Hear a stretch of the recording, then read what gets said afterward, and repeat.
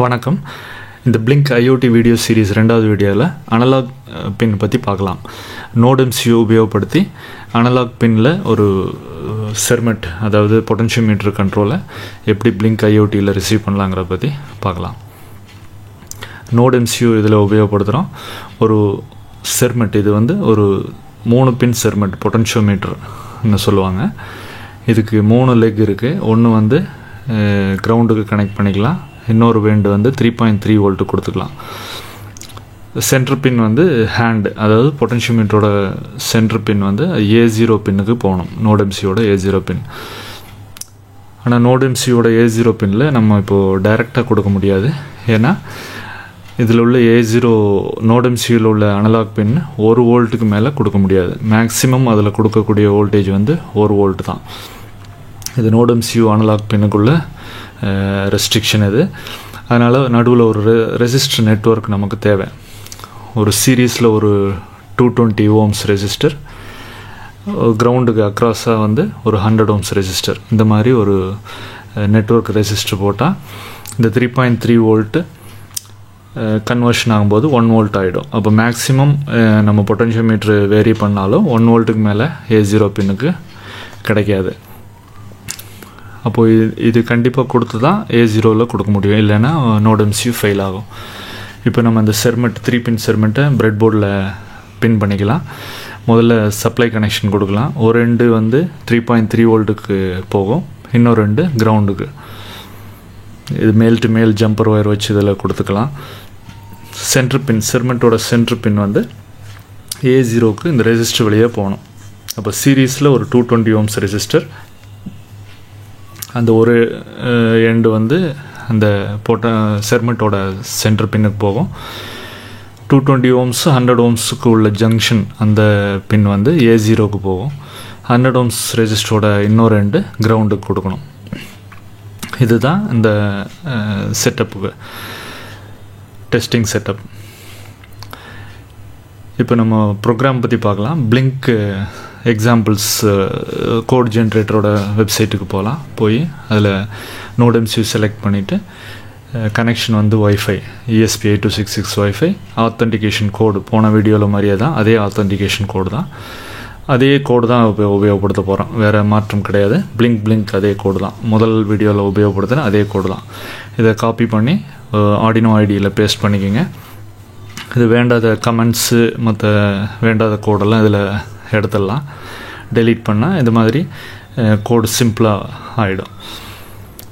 அப்போ 2 header file, ESP8266க்கு உபயோகப்படுத்துறதுக்கான ஹெட்ரு ஃபைல், Blink ESP8266க்கு உபயோகப்படுத்துறதுக்கான ஹெட்ரு ஃபைல், ரெண்டுமே இதை இன்க்ளூடு பண்ணிடலாம். அப்புறம் ஆத்தென்டிகேஷன் கோடு வந்து சார் அரே ஸ்ட்ரிங் அரே அதில் கொடுத்துடலாம். அப்புறம் SSID நேமு, அதனோட பாஸ்வேர்டு. ஒரு வாய்டு செட்டப்பில் serial.begin blink.begin. blink.beginக்கு 3 பேராமீட்டர்ஸு, ஆத்தென்டிகேஷன் கோடு, SSID, அப்புறம் SSIDயோட பாஸ்வேர்டு. இது 3 பேராமீட்டர் கொடுத்தா blink.begin அந்த ஃபங்க்ஷன் ஸ்டார்ட் ஆகும். அப்போ வாய்டு லூப்பில் blink.run இது மட்டும்தான் இருக்கும் வாய்டு லூப்பில். இப்போ போர்டு NodeMCU செலக்ட் பண்ணிக்கலாம். போர்ட்டு NodeMCUவோட போர்ட் எது அலாட் ஆகிருக்கோ அதை செலக்ட் பண்ணிக்கணும் கரெக்டாக. செலக்ட் பண்ணிவிட்டு இது அப்லோடு கிளிக் பண்ணிவிடுங்க. இப்போ கோடு அப்லோட் ஆயிடுச்சு. இப்போ நம்ம மொபைல் ஆப்பில் என்ன செட்டிங்ஸ் பண்ணுறதுன்னு பற்றி பார்க்கலாம். மொபைல் ஆப்பில் இப்போ முதல் வீடியோவில் இருந்த மாதிரி அந்த பட்டன் அதை அப்படியே விட்டுடலாம்.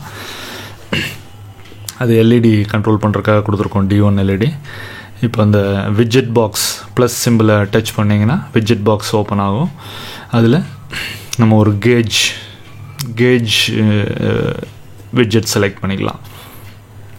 இந்த கேஜ் விட்ஜெட்டுக்கு ஒரு நேம் கொடுக்கணும். அதை இப்போ வோல்ட்டுன்னு சேஞ்ச் பண்ணிவிட்டு பின் செலக்ட் பண்ணணும். பின் டச் பண்ணிவிட்டு அனலாக் செலக்ட் பண்ணிங்கன்னா A0 NodeMCUக்கு ஒரே அனலாக் பின் தான், அது ஆட்டோமேட்டிக்காக அது இதில் காமிக்குது. அது A0வை செலக்ட் பண்ணிக்கோங்க.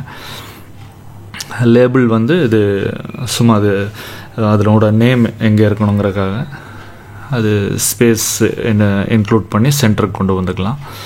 ஃபாண்ட் சைஸ் எவ்வளோ பெருசு தெரியணுங்கிறது கீழே ஒரு 3 டைப் ஆஃப் ஃபாண்ட் இருக்குது, அதை செலக்ட் பண்ணிக்கலாம். கலர் வேணுனாலும் சேஞ்ச் பண்ணிக்கலாம். இப்போது நம்ம ப்ளே பட்டனை டச் பண்ணுறோம். மேலே ப்ளே பட்டன் டச் பண்ணிங்கன்னா ஆன்லைன் வந்துடும். இப்போ இது A0 கனெக்ட் பண்ணியிருக்கிற அந்த செர்மெட்டை ஒரு சின்ன ஸ்க்ரூ ட்ரைவரில் திருப்பினா இது வேரி ஆகும். அதே மாதிரி இந்த பட்டன் முதல்ல வீடியோ மாதிரி அந்த பட்டனும் வேலை செய்யும். நம்ம கோடில் எந்த மாடிஃபிகேஷன் எதுவுமே பண்ணல, இது ஆட்டோமேட்டிக்காக வேலை செய்யும்.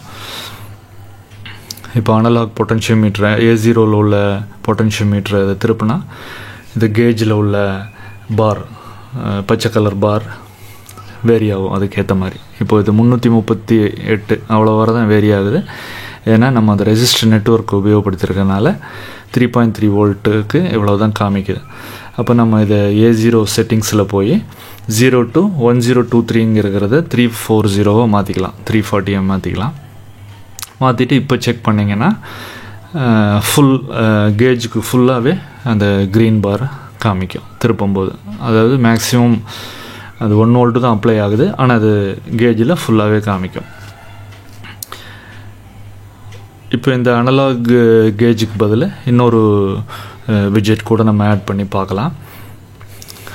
இது ஸ்டாப் பண்ணிவிட்டு இப்போ மறுபடியும் ப்ளஸ் விட்ஜெட் பாக்ஸ் டச் பண்ணி ஓப்பன் பண்ணுங்கள். லெவல் ஹெச்னு ஒரு விட்ஜெட் இருக்குது. இப்போது அந்த லெவல் ஹெச் விட்ஜெட்டை டச் பண்ணி இன்க்ளூட் பண்ணிக்கோங்க. இப்போ மறுபடியும் அதை டச் பண்ணி அதனோட செட்டிங்ஸ்குள்ளே போய் 0 to 1023ங்கிறத 340 மாற்றிக்கலாம். பின் வந்து A0 இது இப்போ ஆல்ரெடி உபயோகப்படுத்தியிருக்கிறதா காமிக்குது. ஏன்னா கேஜுக்கு நம்ம ஆல்ரெடி கொடுத்துட்டோம், மறுபடியும் இதுக்கு அசைன் பண்ணலாம். அப்போது ஒரே 2 விட்ஜெட்டை ஒரு பின்னுக்கு அசைன் பண்ணலாம். இப்போ நம்ம ப்ளே பட்டன் டச் பண்ணிட்டோம்னா இப்போ கேஜும் ஒரே லெவல் தான் காமிக்குது. இந்த ஸ்லைடரும் இதே ஒரு லெவல் ஸ்லைடரும் அதே தான் காமிக்குது.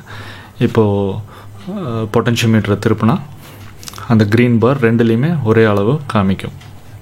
அதே மாதிரி இப்போ பட்டனும் வேலை செய்யுது. இப்போ கோடில் நம்ம எந்த விதமான மாடிஃபிகேஷன் செய்யாமையே அந்த பிளிங்க் டாட் ரன் மூலமாக இது அனலாக செக் பண்ணியிருக்கோம். நன்றி.